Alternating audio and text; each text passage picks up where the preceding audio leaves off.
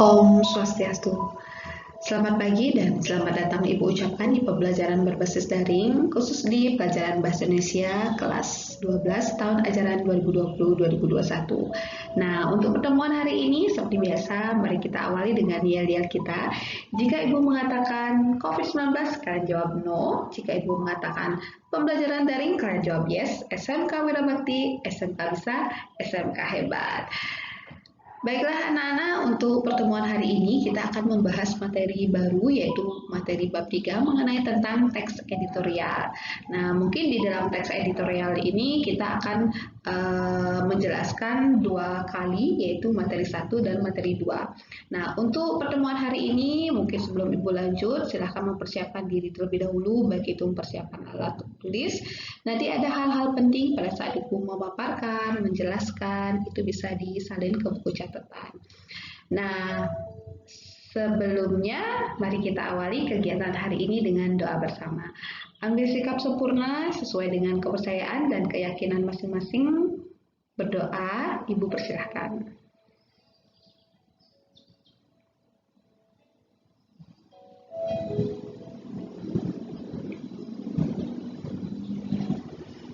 Berdoa dapat diakhiri. Baiklah anak-anak, untuk pertemuan hari ini Ibu langsung saja, yaitu kita awali dengan 3.1.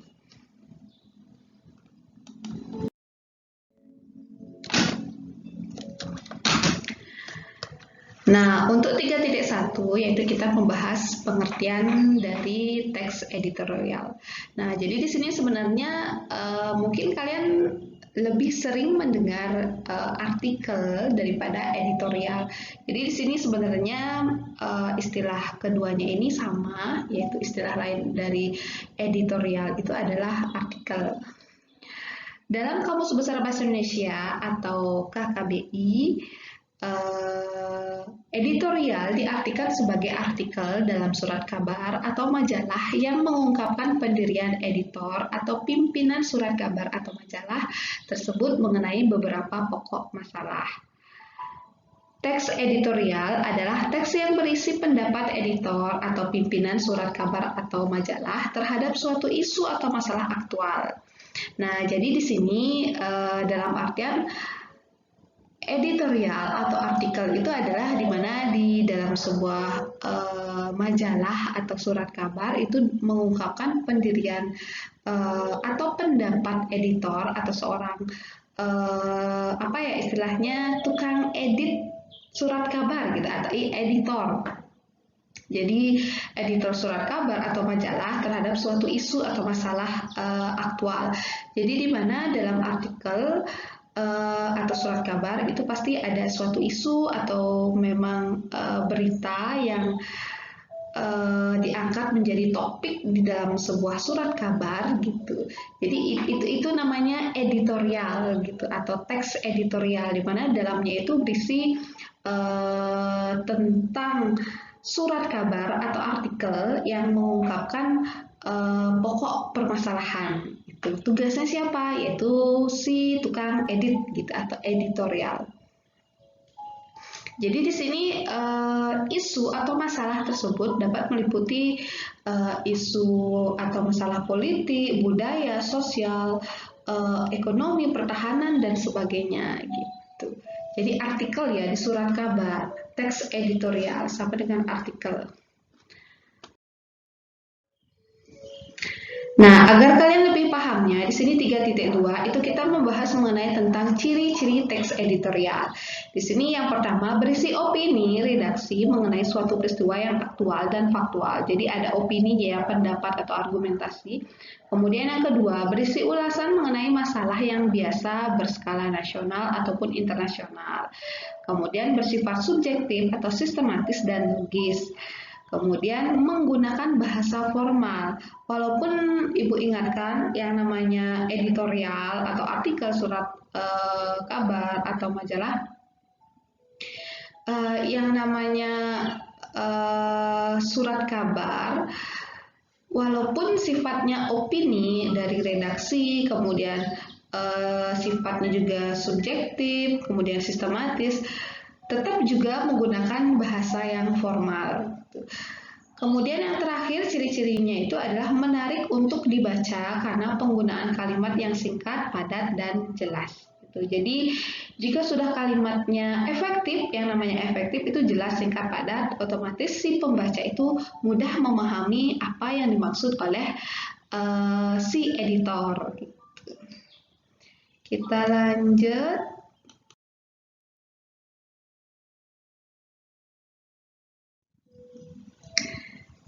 Nah, untuk 3.4 itu cara mencari informasi dalam teks editorial. Nah, kalau misalnya kalian yang mungkin minat bacanya kurang atau yang memang males baca gitu ya. Jadi kalau sudah melihat artikel, aduh banyak sekali gitu. Jadi ini Ibu berikan tips sedikit atau cara-cara mencari informasi dalam teks editorial. Jadi kalian tinggal baca sekilas gitu, sudah mendapatkan informasi.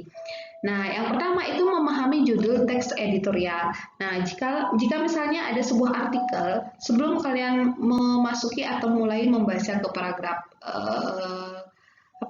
paragraf 1, 2 dan sampai terakhir itu pahami dulu judul teks editorial. Maksud judulnya ini apa? Temanya apa? Tentang kesehatan kah, ekonomi kah, atau budaya? Kemudian yang kedua, membaca teks editorial dengan seksama dan teliti. Ini sudah pasti ya. Kemudian yang ketiga, memperhatikan struktur dan kaidah teks editorial. Dan yang terakhir itu adalah mencari ide pokok yang ada pada teks editorial. Nah, ini ide pokoknya itu kemungkinan berada di awal paragraf, kemudian di akhir paragraf gitu. Ada deduktif dan ada induktif. Kalau campuran berarti ide pokoknya ada di awal dan ada di akhir. Itu diingat. 3.4. Lanjut.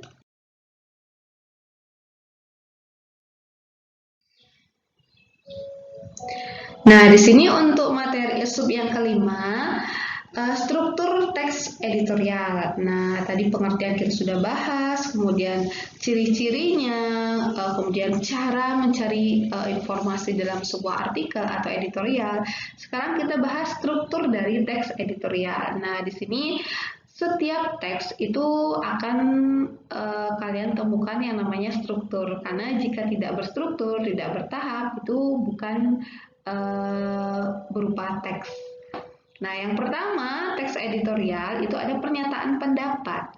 Nah, pernyataan pendapat ini, bagian ini berisi sudut pandang penulis mengenai masalah yang dibahas, biasanya berupa sebuah teori yang akan diperkuat argumentasi. Mohon maaf salah ketik ya. Memperkuat atau diperkuat argumentasi. Nah, jadi di sini pernyataan pendapat dalam artian sudut pandang, di mana sudut pandang penulis dalam artian sumbernya gitu, sumber tema atau argumentasi atau pendapat-pendapat yang akan disampaikan oleh si penulis. Kemudian argumentasi yang kedua. Nah, untuk sudut pandang ini dilanjutkan dengan struktur yang kedua, yaitu argumentasi. Bagian ini berisi alasan atau bukti yang digunakan untuk memperkuat pernyataan dalam tesis. Pada bagian ini penulis menyampaikan fakta yang terjadi di lapangan dan mengomentari fakta tersebut berdasarkan sudut pandangnya. Tujuan argumentasi adalah untuk mempengaruhi dan meyakinkan pembaca. Nah, jadi di sini walaupun yang namanya artikel, itu dalam artikel itu pasti ada mengandung kalimat persuasif, itu ada ajakan yaitu dorongan, jadi meyakinkan.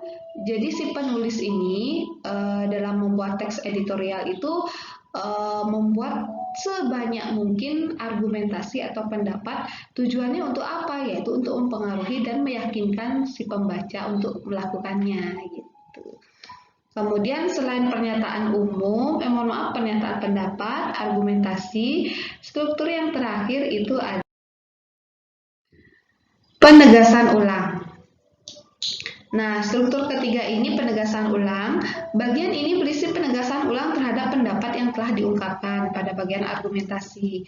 Penegasan ini didorong oleh fakta guna memperkuat atau menegaskan kembali tesis dan argumentasi agar pembaca semakin yakin atas apa yang diungkapkan penulis dalam teks editorialnya. Jadi sudah ada pernyataan pendapat, kemudian kumpulan dari sudut pandang si penulis. Mohon maaf, ya benar, si penulis. Kemudian yang kedua itu ada argumentasi atau pendapat atau ide-ide dari si penulis itu dituangkan dalam teks editorial. Untuk berargumentasi ini sebaiknya sebanyak mungkin karena untuk tujuannya itu untuk meyakinkan si pembaca.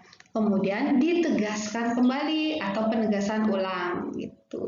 Jadi agar menegaskan kembali tesis atau pendapat dan argumentasi agar pembaca semakin yakin gitu bahwa apa yang diungkapkan oleh penulis, apa yang dimaksudkan oleh penulis dalam teks editorial itu agar si pembaca itu yakin gitu dan percaya gitu, dengan artikel yang dibuat oleh seorang editor. Oke, kita lanjut. Baik, karena sudah berisi tulisan sekian dan terima kasih. Jadi untuk pertemuan hari ini yaitu mengenai tentang teks editorial. Di awal itu kita sudah membahas tentang pengertian dari teks editorial, itu hampir sama dengan arti dari artikel atau surat kabar. Jadi di mana di dalam surat kabar atau artikel ini ada sudut pandang penulis dengan dibantu oleh atau didukung oleh argumentasi atau pendapat bahkan ide. Tujuannya untuk meyakinkan agar si pembaca ini percaya dengan apa yang dimaksud atau apa yang diungkapkan oleh si penulis atau si editor.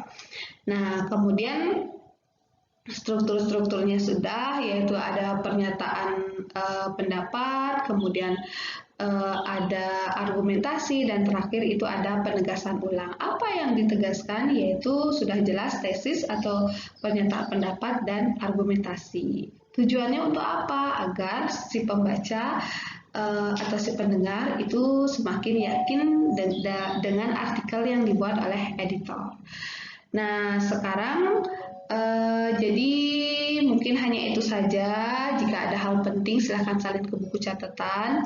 Nah, mungkin di sini di antara kalian banyak yang berkendala dalam kuota ya atau paket. Mungkin nanti pada saat share ke aplikasi psikologinya mungkin ada dua cara, yaitu yang pertama Ibu akan kirimkan link dan di bawahnya itu Ibu akan kirimkan berupa folder. Jadi lebih ringan untuk kalian download seperti itu. Jadi biar tidak tertinggal materi. Baiklah anak-anak, seperti biasa sebelum Ibu tutup ada goresan tangan sedikit. Hidup itu seperti bersepeda. Jika ingin seimbang harus terus maju. Jadi di sini maksudnya seimbangkan.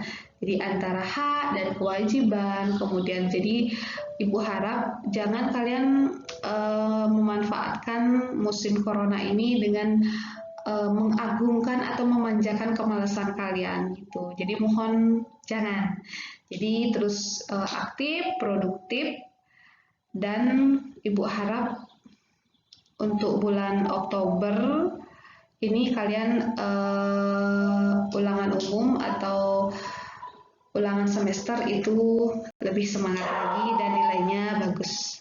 Nah, baik untuk hari ini Bu tutup sampai di sini. Sekian dan terima kasih. Om Santih Santih Santih Om. Dadah, sarang he.